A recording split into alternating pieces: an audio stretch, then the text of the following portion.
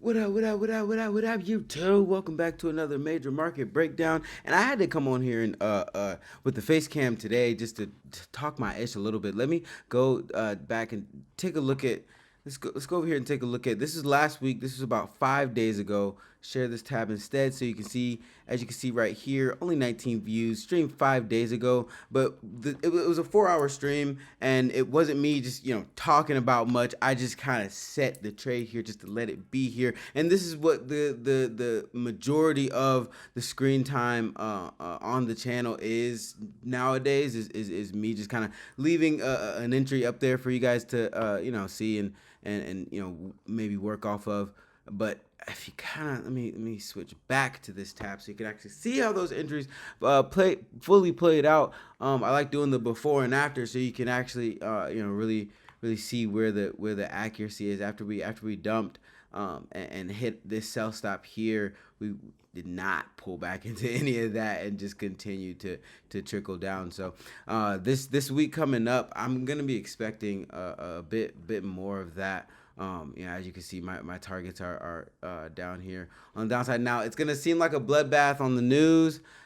Folks are gonna be talking about how down 401ks are, this, that, and the third. We're gonna be looking inside of our long-term portfolios here at TDB and getting entries on a lot of value plays that we like for the long term once price starts dipping down to these levels. And if you're not already involved in the markets, one of these times is one of the better times to start getting involved in the markets because you're gonna get discounts on a lot of things. Because while everybody was talking about the stock market was it was expensive and priced high, while that is true, at the same time this is still a very bullish instrument. There's still a lot of innovation in the world of in the industries of tech, finance, robotics, agriculture. There's a lot of innovation everywhere. So these markets aren't completely dying out anytime soon. So all this momentum that we're gonna get to the downside, is just gonna be an opportunity for things to go higher. You good, kid? Stop drinking it so fast. He'd be crushing that milk, and sometimes he get the coffee. But let's take like we usually do. Let's take a look at DXY first. Um, so yeah, like we were saying last week in last week's episode, this is starting to we got a really big bottoming out kind of a formation here, and realistically for the short term foreseeable future, with only having a interest rate maybe possibly being cut one time this year. Maybe that's a big maybe, because like now we're in the space of we might have to hike rates, not cut, because oil is going to be causing some inflation. Oil prices are we'll get to that in a second, but that kind of plays into this dollar reasonality. I'm not like a perma bear. Everybody. I know I have been saying that I'm a dollar bear for a while, but I'm an overall dollar bear. I'm like let's see. Let's go to the monthly time frame so you can really get a gauge. So like as you can see, like this is why I'm a dollar bear, because the dollar's been bearish for the past 4 years. If when you look at it from like the monthly time frame, right? But we've gotten down to this level. This level here acted as like a sort of a resistance and kept pushing the dollar down. It got above that, and we've been trending down since then. So this is like, if you're looking at this like from an intraday standpoint, this would be a fair buy opportunity with stops below these lows right here. Given the overall context, with oil and everything going on. So when you come down to these levels, that's where the context comes from. That tells me that this is probably gonna continue going higher, even though we may get some slight moves to the downside. Like this right here, I think we may end up having like a week where the dollar kind of heads back towards this level here to kind of build up some more orders to actually go higher. Get rid of this here. Um, kind of just stretch this. Um, I feel like that would be fair. I mean, not definite, but fair. If we go look at our one of our tools over here, let me refresh this. So it actually looks like it's supposed to. I was really high up on the stream. I didn't realize it was like that. But okay. GBP NZD on the very bullish side. So we actually got in a GBP NZD trade, or was looking at a GBP NZD trade. I think I took it on. I think I took like a small risk entry, but I was waiting for a better entry. So we're gonna look at that in a second. Bitcoin's getting a good score. GBJPY is getting a good score. 80 CAD. Not as good of a score as it had ending last week, if I'm not mistaken.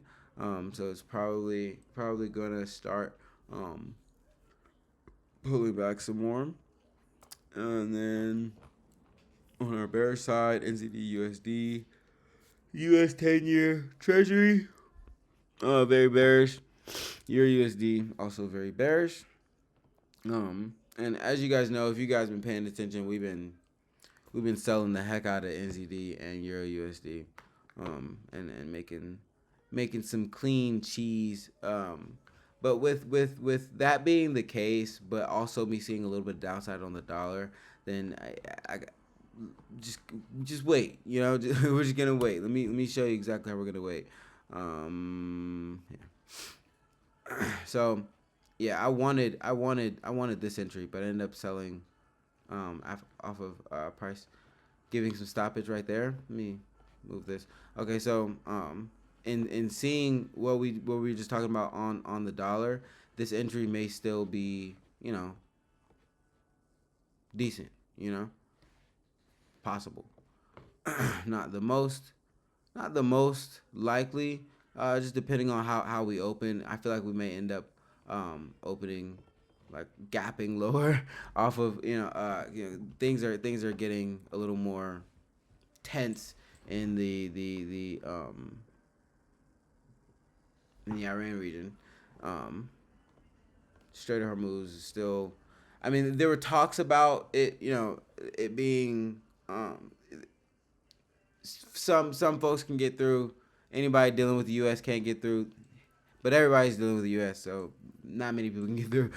So um, we thought maybe it would be something that would be short, but I didn't have super confidence in it being something that would end like quickly. Like, the back and forth with the tariffs. This isn't the same kind of environment. So with the dollar, giving us a little bit of a pullback for a bounce, we could see this give up an entry either to match this high or break it. I would love to get a sell entry above this high. That would make me very, very happy.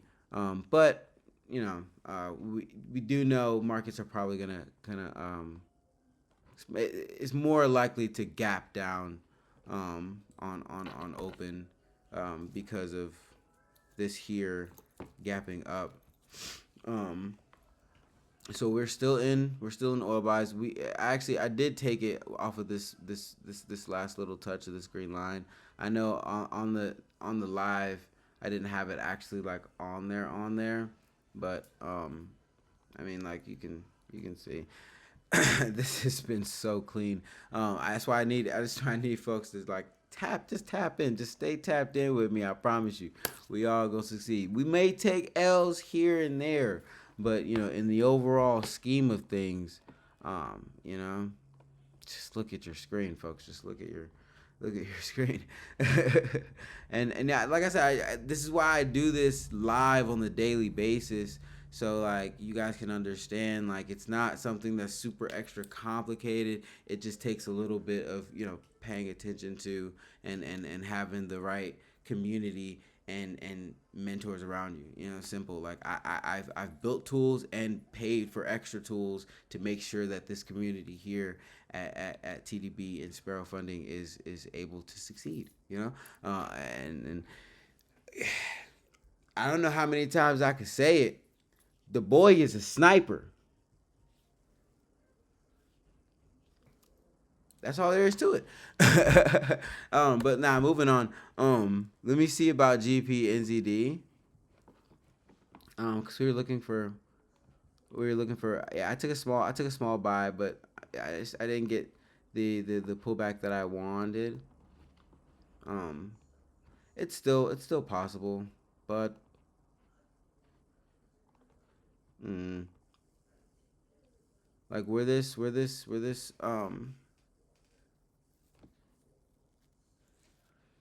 EMA is here, like price seems to like it here. I mean, price likes it down here too, but we've already kind of jumped off of that.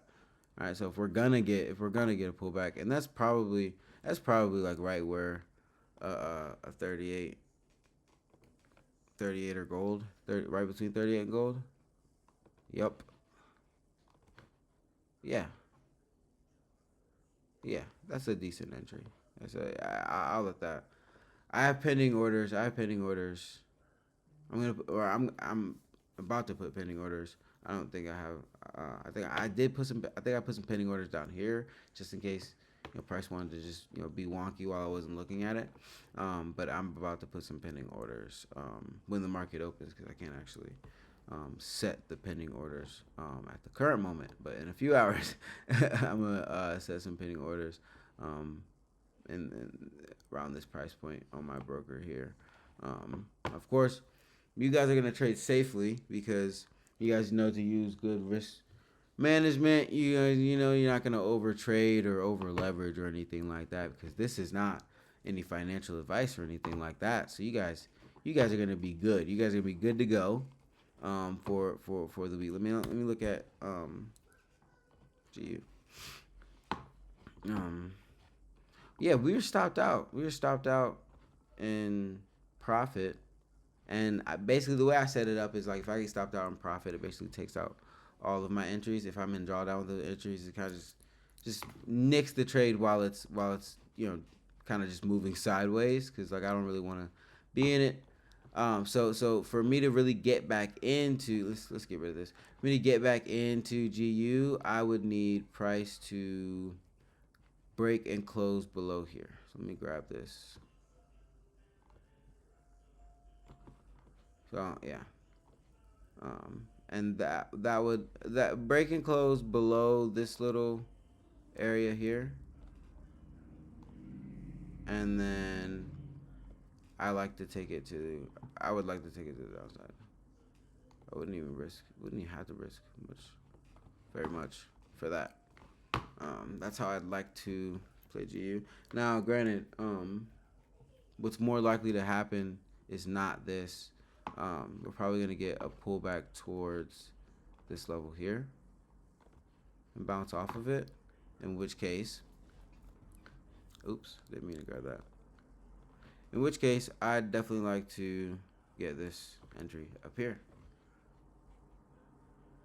which is an even better move from a risk to reward standpoint. I mean, both of them are pretty clutch, but yeah, it can get it. It can always get a little better. Just a little bit. Let's take a look at. Okay, we looked at it. Let's take a look at gold. Da da da da da da da. Okay, so it seems this level. Maybe it wants to hold. It's possible. With everything going on, I don't really need another box. With everything going on, it's more likely. I think it's more likely to hold than not, but I wouldn't bet my account on it. But then again, I wouldn't bet my account on anything. Not the whole thing. Not the whole thing. Who's that? Oh, just Binex. So fundamentally, gold is neutral to bearish. Let me show you.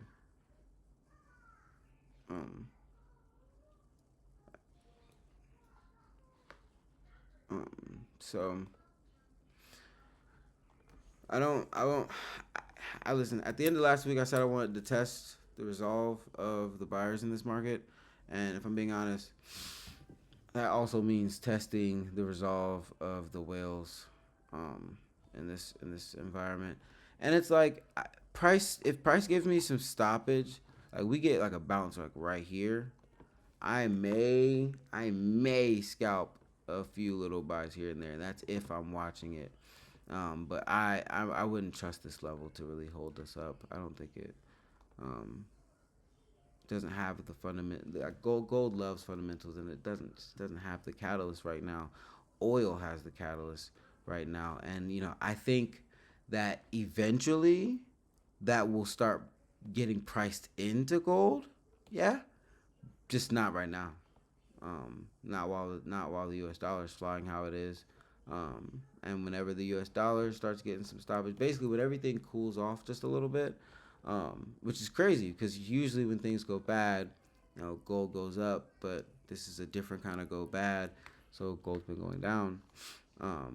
But when things kind of level out back into the biggest problem is inflation again, like from just like sheer fiscal policy, then gold starts buying again. Essentially, when we get back into that environment is when we'll start seeing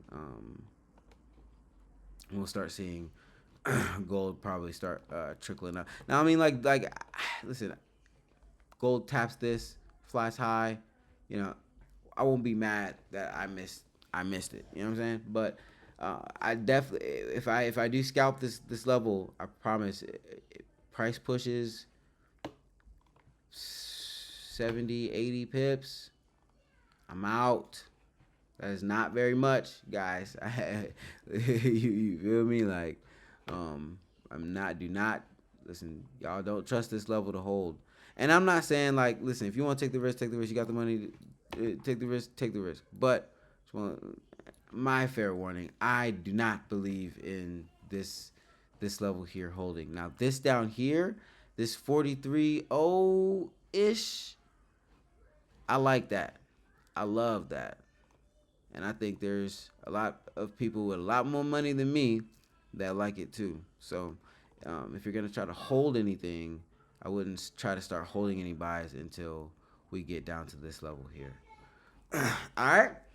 Yeah, that's all the majors. If you guys have anything specific that you want me to start going through on the show, please, do not hesitate to drop it in the comments or drop it in the group chat. And if you haven't already slid over to start using this 100% free tool, the Bird's Eye tool, then you're just simply missing out because it's free. You don't have to sign up or anything. All you have to do is go to thebirdseyeTool.com. Again, that's thebirdseyeTool.com. Type in whatever asset you're trying to trade, and it's going to give you a read over here in this box. It's going to say either neutral momentum detected, like you see right now, because the markets are closed, or it's going to tell you incoming momentum, or incoming bullish momentum, or incoming bearish momentum, either slight or strong, and that'll kind of give you some more context to what you're trading. All right, I love y'all. Make sure you're kind to somebody today. I'm gonna catch y'all on the next one.